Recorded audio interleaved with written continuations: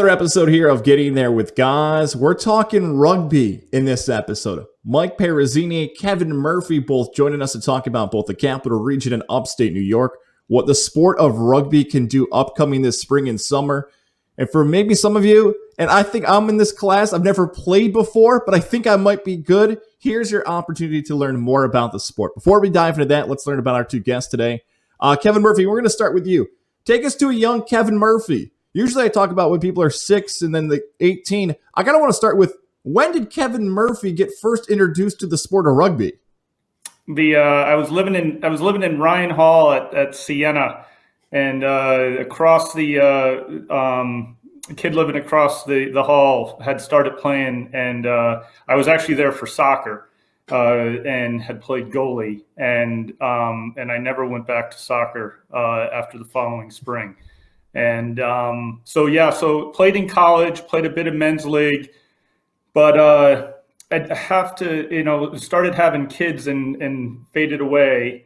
But was fortunate to live over in Australia and got involved coaching youth rugby over there. Why they decide, you had these guys from New Zealand and New South Wales and Australia, why they decided to have some American guy come help them coach, I still don't really know. But then moved to Texas, and youth rugby is actually very big in Texas. It's a great season because they started right after football. And but then found my way back up to the Capital Region, and we've had youth rugby here for about 12 years. But we're obviously looking to grow and introduce the sport to more people. Mike, I'm going to get to you, I promise, but he just gave me too much information that I cannot follow. I have to follow up on some of this stuff. So let's go back here. So you're there at Siena to play college soccer because you maybe had been offered a scholarship. You were going to walk on. You were going to try your best, and you saw rugby because and I don't want to make assumptions here, and maybe we'll learn throughout this podcast, but it feels as if rugby is a far more physical sport than soccer. What drew you to rugby, and were you initially a soccer player that flipped in college?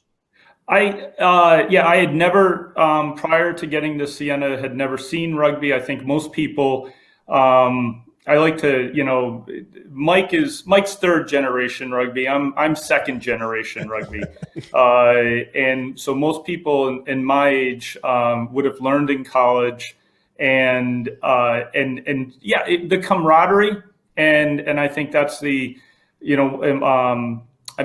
play hockey, you play basketball. I mean, all sports have camaraderie, but there is something about rugby and a rugby match, and without getting too much into a bit about the game yet, but it's played 15 via 15 with one referee, and so over an 80 or a 90-minute match, it's very much an aerobic game. I mean, is that so? But then there is the post festivities that are in college, particularly, and men's league. But it's but that part of it too. What I think perceptions of what rugby was 25, 30 years ago from a college standpoint. If you're not a group of athletes now at the college level, you can't compete. There's still social clubs. But more and more colleges are taking it much more seriously. Are those colleges going to Australia like you? Like, don't leave that over the table. How in the world did you end up in Australia, man? You're just playing rugby and they say, let's go fly across the world and do this some more? And I lived in Melbourne, which rugby union isn't that popular there, of the 25 million people that live in Australia. But there's enough transplants from other places that it's still played. It was a business, a chance with my job to go, and it was a great experience. And I was able to take, young kids, which, we were the token Americans. So we showed them how to play baseball and basketball. They figured it out. I like that. Mike, let's flip over to you, man. Tell us about your journey. How did you get first introduced to the sport of rugby? So the first time I ever saw rugby was in high school. My high school was fortunate enough to have a club rugby team. I did not play. I just kind of saw the rugby players from afar. Where's that high school? Is that in Capital Region? No, it's Fairfield. It's down in Fairfield, Connecticut, Okay. Ludlow, and they combined with the other high school in the town called Ward. They could create Pegasus Rugby because the Ludlow is the Falcons, Ward is the Mustangs, so you get the Pegasus out of that. But I never played in high school. Went to college. My sophomore year, I started playing because I had a roommate who was a rugby player my sophomore year, and so I was like, all right, what is this? I asked him to bring me to a practice, and I was like, oh God, this is the greatest thing ever. Fell in love with it immediately.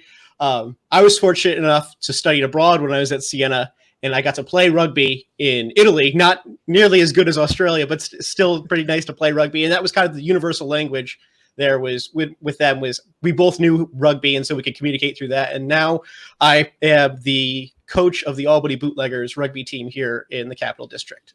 So many students want to study abroad. You guys get to play abroad. You guys get to compete abroad, which sounds so much more fun. So, like you just mentioned, you're part of the Albany Bootleggers. I want to get to that in a second. But first, I'm going to give you the distinction of, for those who may not completely understand the sport, take us a little bit through Rugby 101. So it's real simple. All shapes, sizes, and skill levels are welcome. The big thing is rugby has laws instead of rules. So everyone kind of gets, that's the major distinction is we have rugby laws, and the big laws are you have to pass the ball backwards or sideways, no forward passing. There's no blocking in rugby, so no one can run in front of you. And those are basically, that's all you really need to know to play. We tell everyone, it's super easy. No one knows the laws when they first start.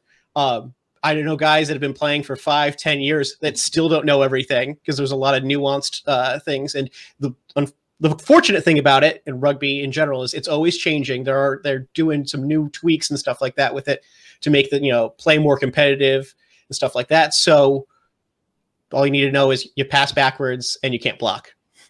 I like it, man. It's so much fun to watch on TV. I always look at some football guys or whoever it might be, maybe hockey players. The competitive, the physical nature of the sport seems so much like people want to go out there. You guys have both already mentioned this, the camaraderie that comes with that, with being with your teammates.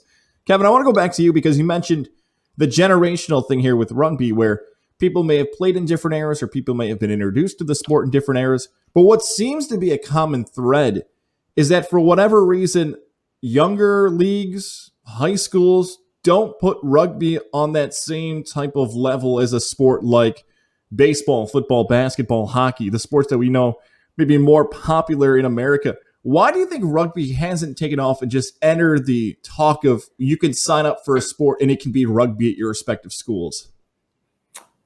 I mean, different markets. There are around DC, around Boston, around New York City. As I mentioned, you would think in Texas it would be all baseball and football, but the amount of youth and high school rugby down there is outstanding. And so, I mean, it is just getting people introduced. I think youth sports, as I have kids that have, gone through, they've changed a lot. And that's what I try to encourage, with youth rugby and high school rugby in, what we have to offer in the area. I mean, it's low cost. We try to keep it low travel. And even to the effect, if you are swimming or doing something else, you can still fit in rugby practice. And as Mike mentioned, get up to speed to learn. And I coach at both the Albany Knicks but also at Albany Academy, which Albany Academy, unfortunately, is the only high school team in the Capital District. And yeah, we're trying to get CBA and LaSalle and then obviously some of the bigger high schools where we just figured that the math there must be some kids that can't make the lacrosse or baseball team or track in the spring, and it would be a perfect option. And football kids that obviously they lift a lot in the spring, but to kind of do something more aerobic and the players that normally never get the ball on a football field, we love to give them the ball on a rugby field, and so those pieces, as far as growing it in awareness, And then, there is a safety issue, and because they're like, oh, it's crazy, you don't have pads. Well, it's actually safer because, and there's been so much. And I mean, football has gotten so much better, in the past 10 years. The head up tackling, is made it a much better sport. But the tackling in rugby, it's a wrap tackle. Initially we get kids out and they want to, dive at a runner, and it will knock them, can get dangerous. We just scale that back. But, I mean, most of the contact is like, in this podcast, it's between me to you, Tom. I mean, right. No matter how much you and I would try to run at each other right now, there's only so much momentum. And then occasionally, there's the open field hits that the guys like Mike take. But yeah, it's after the first 5 minutes, you start to realize if your lungs, like one of the best teams in the country from a collegiate side has always been West Point. And if you look at the West Point team, they're not always physically huge, but they will run you to the ground. And if you can't stand with them for the last 20 minutes, guess what? They just scored 3 times on you. Yes, that running part of it's amazing because look, I always think about, compared just to football for a more common thing, the offensive line, the defensive line. You mentioned those bigger guys who don't get to touch the football. If they get to touch the football in rugby, and rather than them being talked about with their family and friends being, I think you played well, I couldn't really follow the action. Now they become the stars in rugby. Now maybe the younger people, whether it be because of television, podcasts, YouTube, they see guys in the NBA, the NFL, the NHL, Major League Baseball. They get to see the professional side of it, so they look and say, that's what I want to do. But you guys have mentioned there are going to be some athletes, whether it's now or into the future, where they hear about representing an Olympic team, going to college, going to West Point, going to different countries and saying, you know what, I may not be the standout in these more traditional sports here in America, but if I get to go to different countries and I get to compete in the Olympics, that allure is pretty exciting. And I hope maybe this podcast would, if somebody thinking about going to a different sport, this is the start of it. Like you mentioned the Albany Bootleggers. For those who aren't familiar with that, kind of tell us a little bit about what that has meant and how that's developed over the last few years. So yeah, there's 2 teams here in the Capital District. There is the Albany Knicks, who Kevin played for, which is the higher division. They play D3 rugby, and they've got a women's side named the Sirens that play, I believe, D2 or D1 rugby. So they're the more of the competitive team. And the Albany Bootleggers were the social team. We started 9 years ago in the spring of 2009, 2010. I believe we're around there. And it's kind of started out as kind of guys coming together. And then we formed the team in 2012.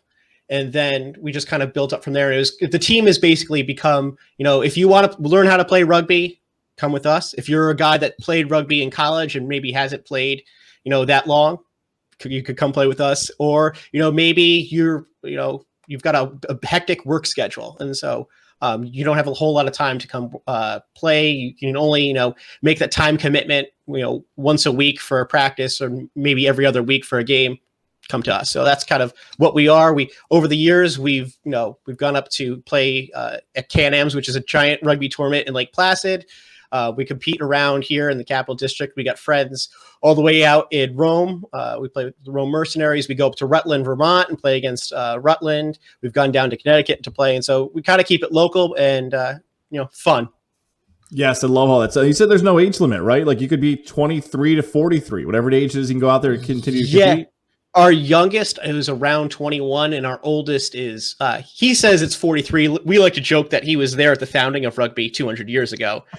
But no age limit. When I was talking about Can-Ams up in Lake Placid, they have, regular social rugby and, club rugby, but they also have age limit rugby. And so they've got a 35 and over bracket. They have a 45 and over bracket. They have a 55 and over bracket, and they have a 60 and over bracket. And so, you could still, guys are still playing, 60 years old, running around on the pitch.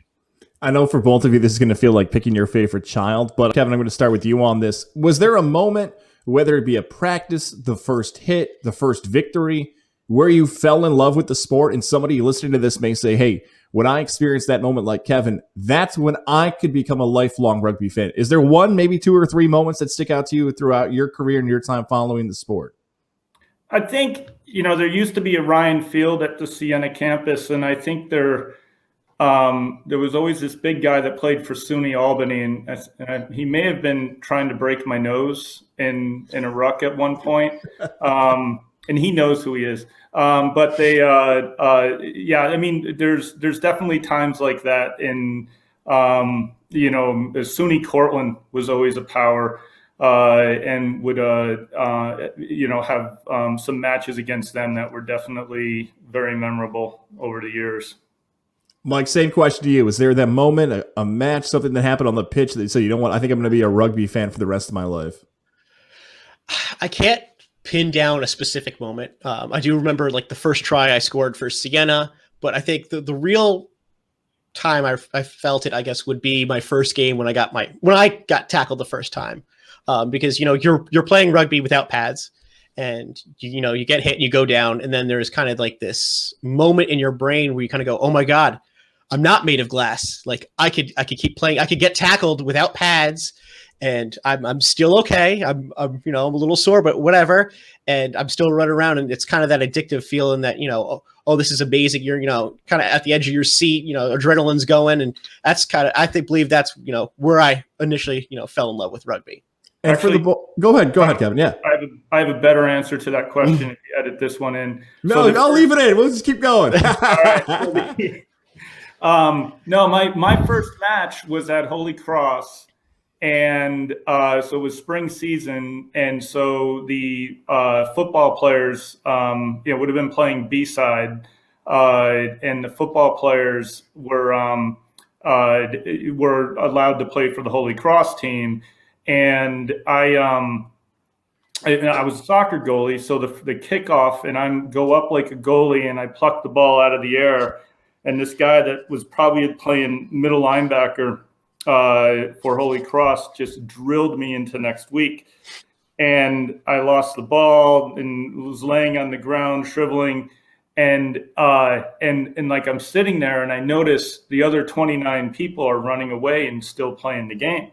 And in rugby, if an injury happens on the pitch, they don't blow the whistle. And I wasn't injured; I just was shaken up. It was but it made me real. Needless to say, in soccer, the whistle would have blown, and there would have been a bit of drama involved. And but in rugby, no, they just kept going, and and realized I better get my butt up and keep running around.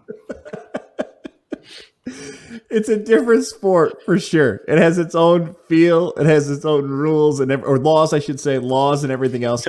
Mike, I'll start with you, and you both are going to get the same question. If we talk about rugby 5 years from now or 10 years from now, what do you hope for the future of the sport? Where are you hoping the sport stands, whether it be locally here in the capital region or on a national scale when we talk about rugby as we look at it here in the U.S.? I hope I'll start locally and then I'll expand nationally. Locally, I hope more teams or more schools are picking it up.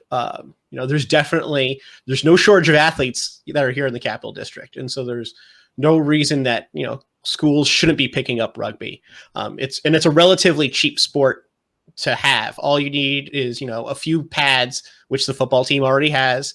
There's no real specialized equipment that you need. You just need cleats and a mouth guard. And so it is a nice way to get, maybe football players to get some training in the spring to tackle the correct way. Maybe some other people that, like I said, or like Kevin said, that maybe didn't make the track and field team, didn't make the lacrosse team, to come out and, play an aggressive sport. So I'm hoping more teams pick it up and more schools pick it up. Nationally, I hope that the game has grown to the point where the Major League Rugby, which is the current professional league in the United States, becomes more mainstream.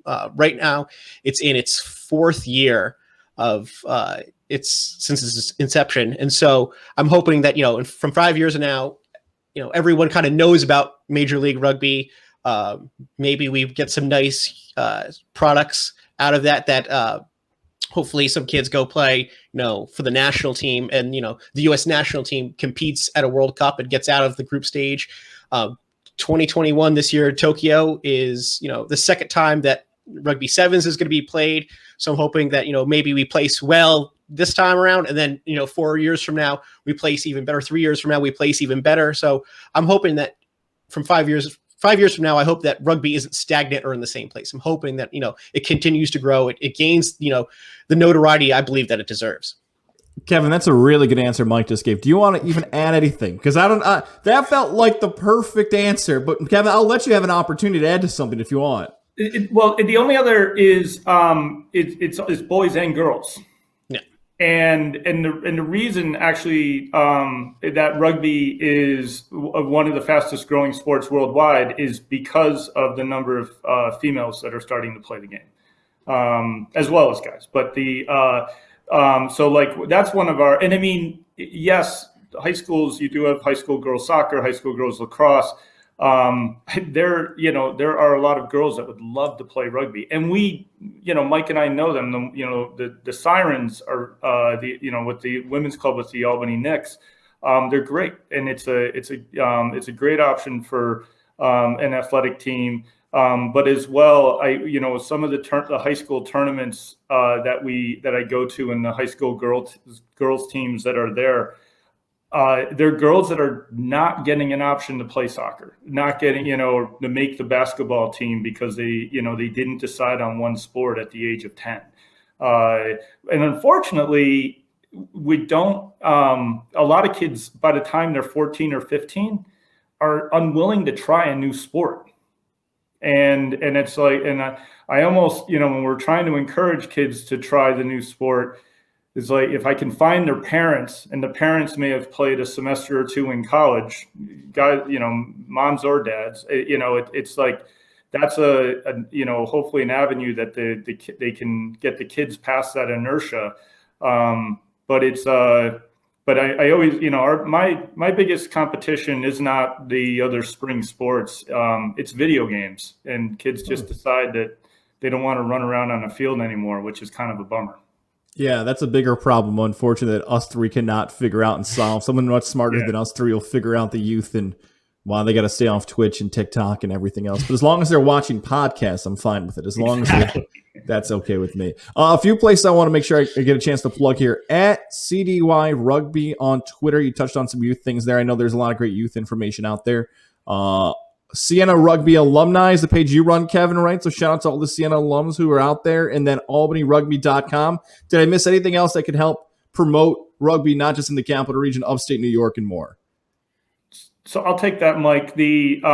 Up in Glens Falls, Queensbury, we have Foothills. And the Foothill Rangers is a boys high school team and youth program. And then driving south, the Saratoga Mustangs is boys and girls high school team, and they've had some great numbers over the years.